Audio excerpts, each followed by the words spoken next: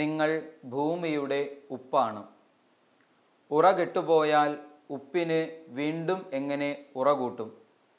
പുറത്തേക്ക് വലിച്ചെറിയപ്പെട്ട് മനുഷ്യരാൽ ചവിട്ടപ്പെടാനല്ലാതെ മറ്റൊന്നിനും അത് ഉപകരിക്കുകയില്ല. വിശുദ്ധ മത്തായി എഴുതിയ സുവിശേഷം 5-ാം അധ്യായം 13-ാം വാക്യം. ഈശോ മിശിഹായിൽ ഏറ്റവും അധികം സ്നേഹിക്കപ്പെടുന്ന മാതാപിതാക്കളെ, സഹോദരി സഹോദരങ്ങളെ, ശിഷ്യത്വത്തിൻ്റെ പ്രതീകമായി കർത്താവ് ഈശോ മിശിഹ ഉപയോഗിക്കുന്ന വളരെ ശക്തമായ ഒരു പ്രതീകമാണ് ഉപ്പ് എന്ന പദാർത്ഥം. അനുദിന ജീവിതത്തിൽ, പ്രായോഗിക ജീവിതത്തിൽ ഉപ്പ് എന്ന വസ്തുവിൻ്റെ പ്രാധാന്യം എത്രത്തോളം വലുതാണ് എന്ന് പ്രത്യേകിച്ച് വിശദീകരണങ്ങൾ ആവശ്യമില്ലാതെ തന്നെ നമുക്കെല്ലാവർക്കും അറിയാവുന്ന യാഥാർത്ഥ്യമാണ്. ഭക്ഷണ പദാർത്ഥങ്ങൾക്ക് രുചി പകരാൻ ഉപ്പ് വളരെ അത്യാവശ്യമുള്ള സംഗതി. ഭക്ഷണ പദാർത്ഥങ്ങൾ കേടുകൂടാതെ സംരക്ഷിക്കാൻ ഉപ്പ് ആവശ്യമാണ്. ഇതുപോലെ ശരീരത്തിൽ മുറിവുകളോ ചതവുകളോ പഴുപ്പോ ഒക്കെ ഉണ്ടാകുമ്പോൾ മുറിവുണക്കാൻ ഉപ്പ് വെള്ളത്തിൽ കഴുകാറുണ്ട്. പ്രത്യേകിച്ചും വാക്കകത്ത് മുറിവോ പഴുപ്പോ ഉണ്ടാവുകയാണ് എങ്കിൽ ചെറു ചൂടുവെള്ളത്തിൽ ഉപ്പ് കലക്കി വായിൽ കവിൾ കൊള്ളുന്ന ശീലവും അതിലൂടെ മുറിവുണക്കാൻ ശ്രമിക്കുന്നതുമൊക്കെ അനുദിന ജീവിതത്തിൽ നമുക്ക് പരിചിതമായ കാര്യങ്ങളാണ്. തൊണ്ടയ്ക്ക് എന്തെങ്കിലും പ്രശ്നമോ ബുദ്ധിമുട്ടോ ഉണ്ട് എങ്കിൽ ചെറു ചൂടുവെള്ളത്തിൽ ഉപ്പ് കലക്കി ഗാർഗിൾ ചെയ്യുന്നതും നമ്മുടെയൊക്കെ ശീലങ്ങളിൽ ഒന്നാണ്. ഉപ്പിന് ഔഷധ ഗുണവുമുണ്ട്. ഇതുപോലെ തന്നെ ചിലപ്പോഴൊക്കെ വളമായും ഉപ്പ് ഉപയോഗിക്കാറുണ്ട്. അനുദിന ജീവിതത്തിൽ, പ്രായോഗിക ജീവിതത്തിൽ പലവിധ ആവശ്യങ്ങൾക്ക് വേണ്ടി, പലവിധ കാര്യങ്ങൾക്ക് വേണ്ടി ഉപ്പ് ഉപയോഗിക്കുന്നു എന്നുള്ളത് ഒരു യാഥാർത്ഥ്യമാണ്. ഈശോ ഉപ്പ് എന്ന പദാർത്ഥത്തെ ശിഷ്യത്വത്തിൻ്റെ പ്രതീകമായി അവതരിപ്പിക്കുമ്പോൾ തീർച്ചയായും ഉപ്പിൻ്റെ സ്വഭാവ വിശേഷണങ്ങൾ വിശുദ്ധ ഗ്രന്ഥത്തിൻ്റെ കാഴ്ചപ്പാടിലൂടെയും ഒന്ന് മനസ്സിലാക്കിയെടുക്കാൻ നമുക്ക് ശ്രമിക്കാം.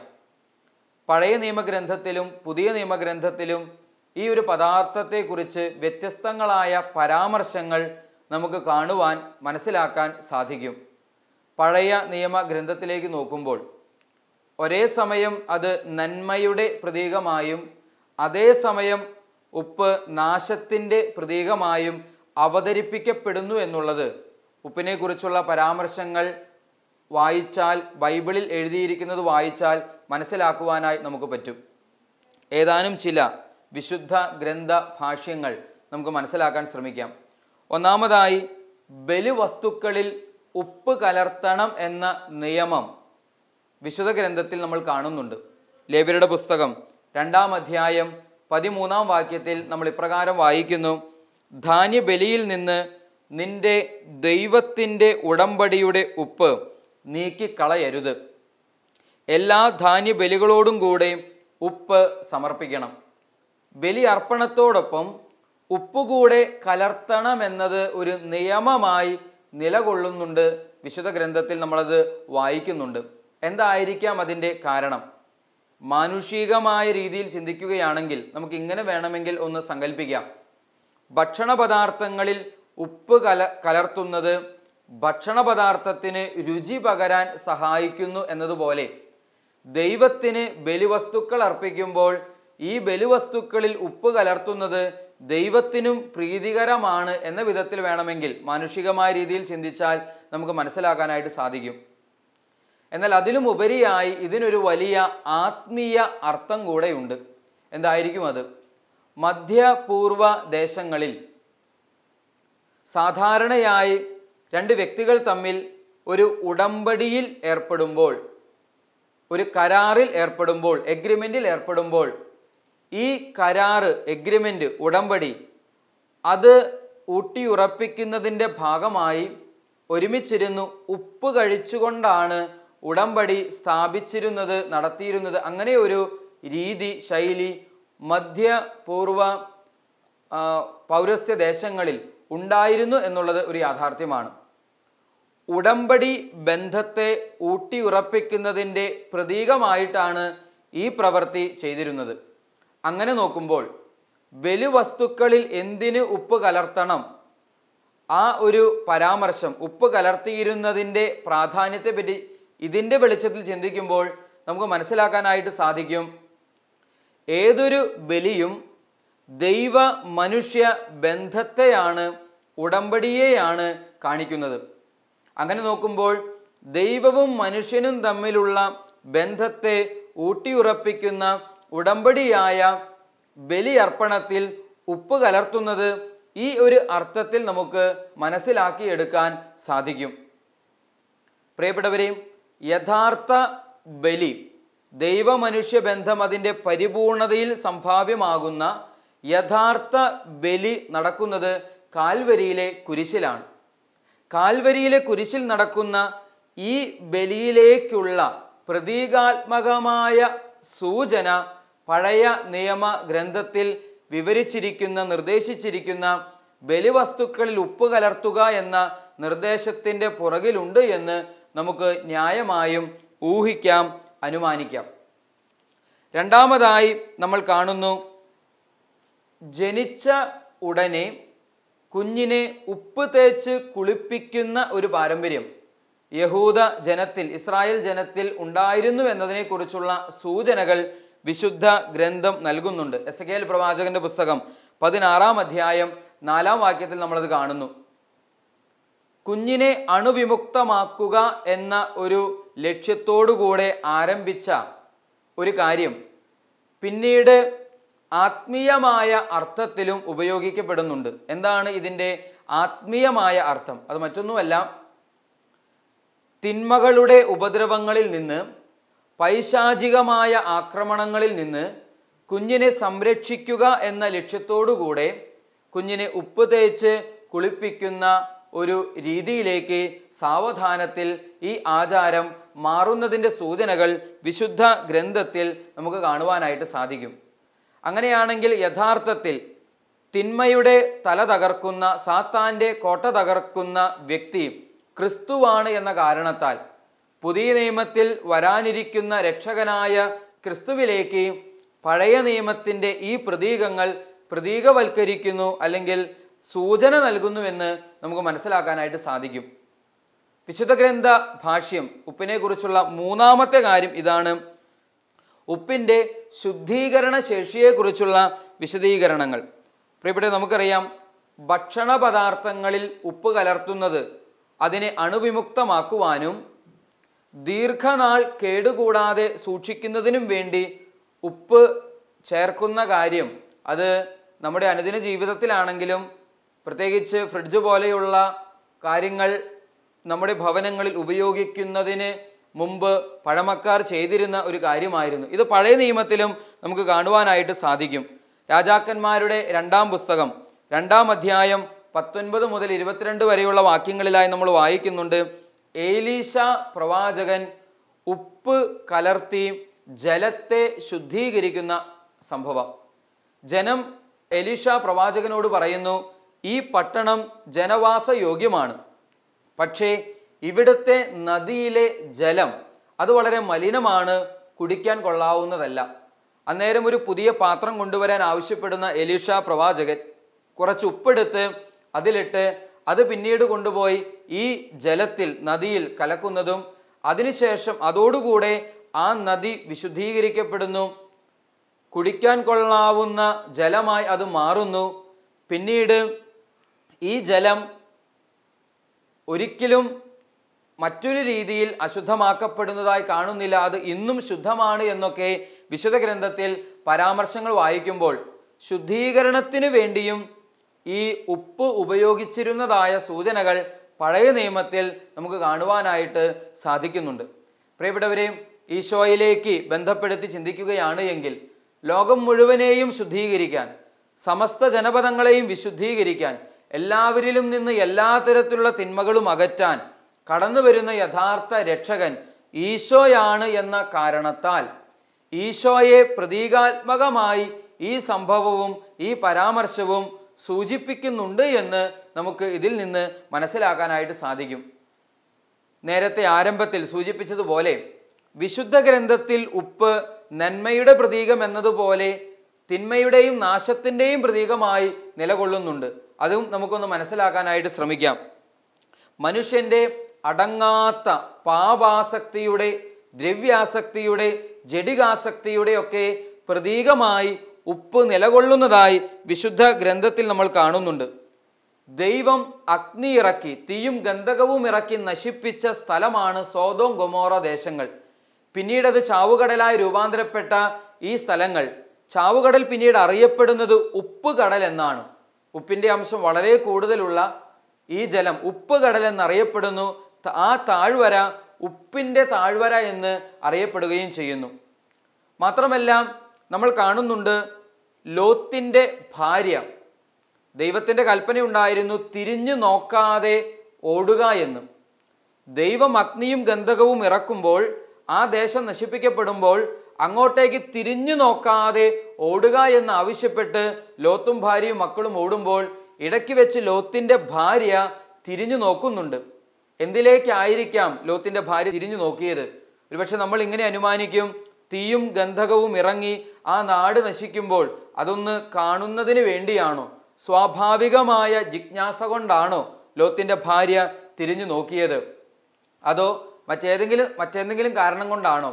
അതിനിങ്ങനെയൊരു വ്യാഖ്യാനവും നമ്മൾ കേട്ടിട്ടുണ്ട്, അല്ലെങ്കിൽ നമ്മൾ മനസ്സിലാക്കുന്നുണ്ട്. പറയപ്പെടുന്നുണ്ട്, തൻ്റെ വീടും നാടും സ്വത്തും സർവവും ഉപേക്ഷിച്ച് ഓടുന്ന ലോത്തിൻ്റെ ഭാര്യ ഇതാ നഷ്ടപ്പെടുത്തി കളയുന്ന സമ്പത്തിലേക്ക്, നഷ്ടപ്പെടുത്തി കളയുന്ന ഭവനത്തിലേക്ക്, നഷ്ടപ്പെടുത്തി കളയുന്ന ദേശത്തിലേക്കാണ് തിരിഞ്ഞു നോക്കുന്നത്. അതുകൊണ്ടാണ് അവൾ ഉപ്പുതൂണായി, ദൈവത്തിൻ്റെ കൽപ്പന ലംഘിച്ച് തിരിഞ്ഞു നോക്കിയപ്പോൾ അവൾ ഉപ്പുതൂണായി മാറുന്നു. ഈ ഒരു വ്യാഖ്യാനത്തിൻ്റെ വെളിച്ചത്തിൽ നമ്മൾ മനസ്സിലാക്കുന്നു, ദ്രവ്യാസക്തിയുടെ, അടങ്ങാത്ത ആസക്തിയുടെ പ്രതീകമായി ഉപ്പ് എന്ന പദാർത്ഥം നിലകൊള്ളുന്നതായി വിശുദ്ധ ഗ്രന്ഥത്തിലെ ഈ സംഭവങ്ങളുടെയൊക്കെ വെളിച്ചത്തിൽ മനസ്സിലാക്കുവാനായി നമുക്ക് സാധിക്കും. നിഷേധാത്മകമായി, നെഗറ്റീവായി ഉപ്പ് എന്ന പദാർത്ഥം അവതരിപ്പിക്കപ്പെടുന്നതിന് ഇനിയും ഉദാഹരണങ്ങളുണ്ട്. പാപത്തെ മാത്രമല്ല, പാപത്തിൻ്റെ ഫലമായുണ്ടാകുന്ന നാശത്തെയും ഉപ്പ് പ്രതീകവൽക്കരിക്കുന്നുണ്ട്. അതിനെക്കുറിച്ചും വിശുദ്ധ ഗ്രന്ഥത്തിൽ നമുക്ക് സൂചനകൾ കാണുവാനായിട്ട് സാധിക്കും.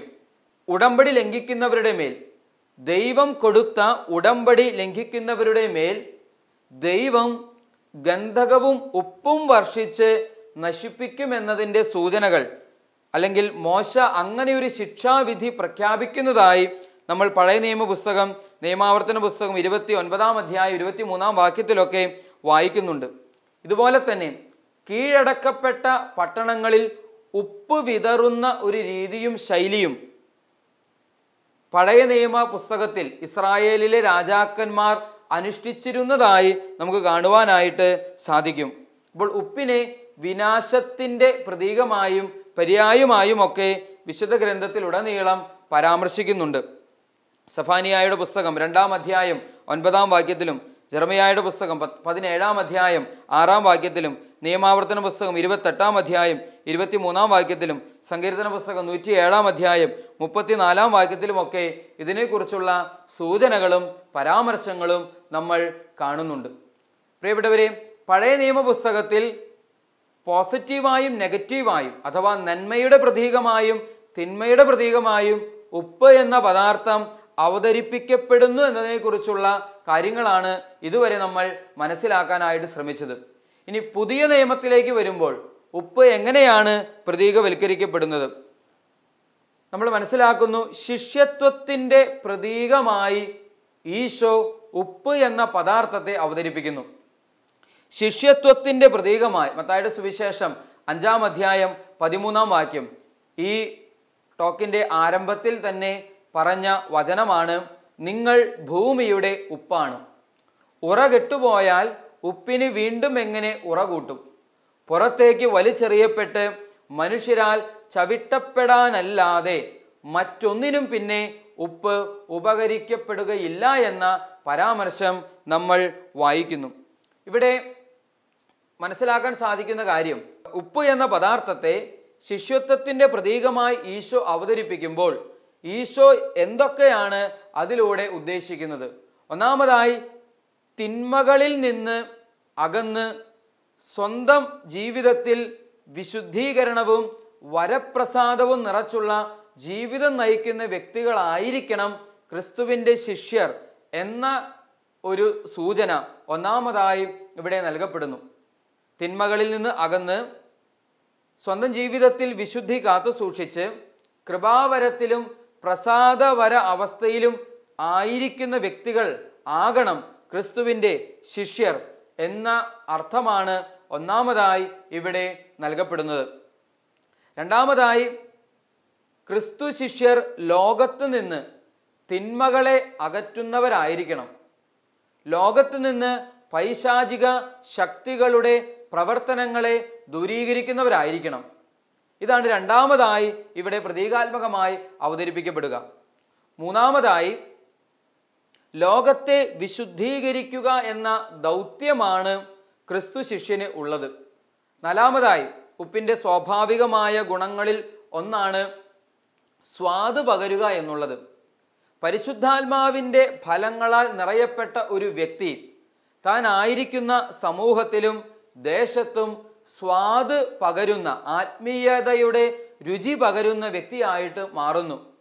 ഏതൊരു വിശുദ്ധയുടെയും ജീവിതമെടുത്ത് പരിശോധിച്ചാൽ നമുക്കിത് മനസ്സിലാക്കാനായിട്ട് സാധിക്കും. അവർ ആത്മീയതയുടെ രുചി പകർന്ന വ്യക്തികളായിരുന്നു. വിശുദ്ധ അൽഫോൻസാമ ഒരു കന്യാസ്ത്രീ മഠത്തിൻ്റെ 4 ചുവരുകൾക്കുള്ളിൽ ഒതുങ്ങി നിന്ന ജീവിതം നയിച്ച വ്യക്തിയായിരുന്നു. ഒരു രോഗശൈലിയിൽ അനേക നാളുകൾ കിടന്നിരുന്ന വ്യക്തി. എന്നാൽ അനേകർക്ക് തൻ്റെ സഹനത്തിലൂടെ, തൻ്റെ ജീവിതത്തിൽ താൻ ഏറ്റെടുത്ത സഹനത്തിലൂടെ, ത്യാഗത്തിലൂടെ, പരിത്യാഗ പ്രവർത്തികളിലൂടെ രുചി പകരാൻ, സ്വാദ് പകരാൻ, അനേകർക്ക് സൗഖ്യമായി തീരാൻ സാധിച്ച വ്യക്തിയായിരുന്നു വിശുദ്ധ അൽഫോൻസാമ. ഇതുപോലെ തന്നെ വിശുദ്ധനായിരിക്കുന്ന ചാവറ കുര്യാക്കോസ് ഏലിയാസച്ചൻ, അദ്ദേഹത്തിൻ്റെ ജീവിതത്തിൽ വിളങ്ങി നിന്നിരുന്ന പുണ്യങ്ങളും സുഹൃതങ്ങളും നന്മകളും അത് താൻ ആയിരിക്കുന്ന ദേശത്ത്, സ്ഥലത്ത്, സഭാ സമൂഹത്തിൽ രുചി പകരാൻ, സ്വാദ് പകരാൻ സാധിച്ച വ്യക്തിയായിരുന്നു. ഇതുപോലെ ഏതൊരു ക്രിസ്തു ശിഷ്യനും സ്വന്തം ജീവിതം കൊണ്ട് താൻ ആയിരിക്കുന്ന സ്ഥലത്ത്, കുടുംബത്തിലാകട്ടെ, സമൂഹത്തിലാകട്ടെ, സഭയിലാകട്ടെ രുചി പകരാൻ, സ്വാദ് പകരാൻ സാധിക്കുന്ന വ്യക്തിയായി മാറേണ്ടതുണ്ട്.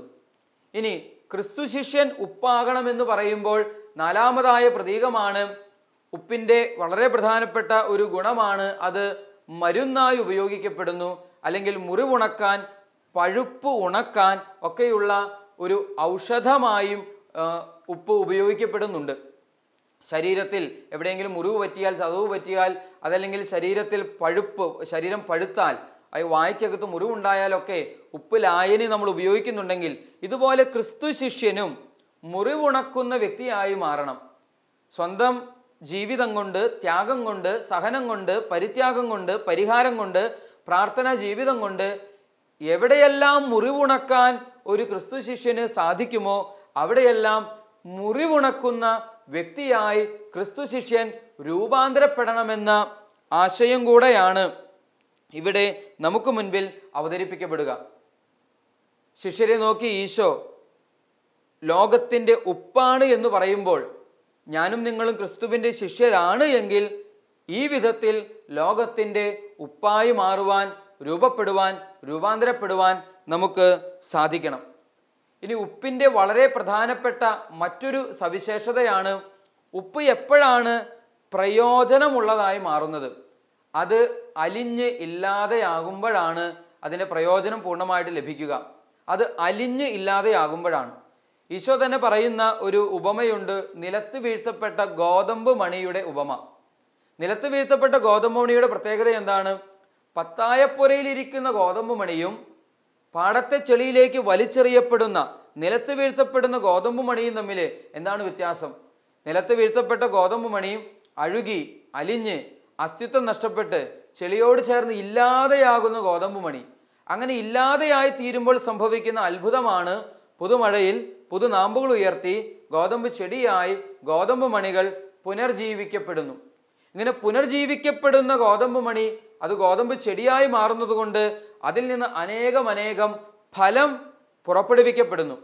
ഇതുപോലെ തന്നെയാണ് ഉപ്പിൻ്റെയും പ്രത്യേകത.